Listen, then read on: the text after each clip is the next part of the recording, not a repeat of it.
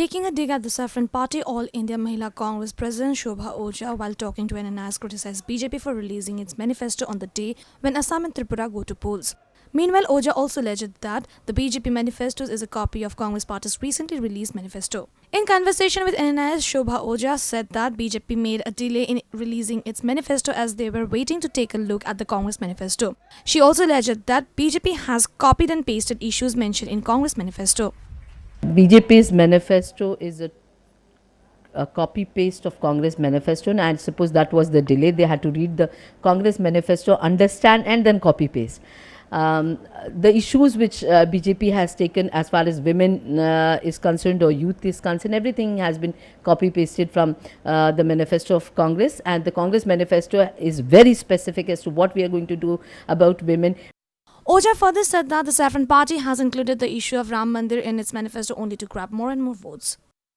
This has been their card to garner more votes, and which they have used time and again, whether it be 1999, 2004, 2009. They've always used these issues to garner votes, and the people of this country, the citizen of this country know this. In fact, they had collected a lot of breaks and money from all quarters in 1999, and the people of this country are still asking them the accounts for the crores and crores of rupees which they had collected in the name of Mandir. So these issues they have always had in their manifesto to gain votes from certain sections. Shobha believes that Election Commission should take necessary action against the Saffron Party, which released its manifesto on the day when the first phase has begun.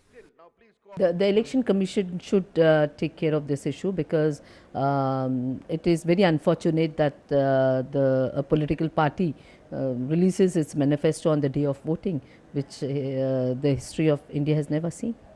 Highlighting the women issues that have been mentioned in Congress manifesto, Ojha said BJP also mentioned the same rights that Congress promised to provide to the people of the country.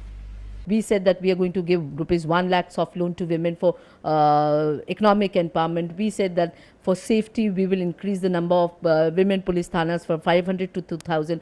We said that as far as women police force is concerned, we will give 20% reservation for women in the police. And same ways we said we promised the country for right to shelter, right to housing, which the BJP manifesto also, they don't speak about the rights. They just say that we will give them health benefits, and we will give them housing benefits and all. So nothing new. This report was brought to you by NNIS.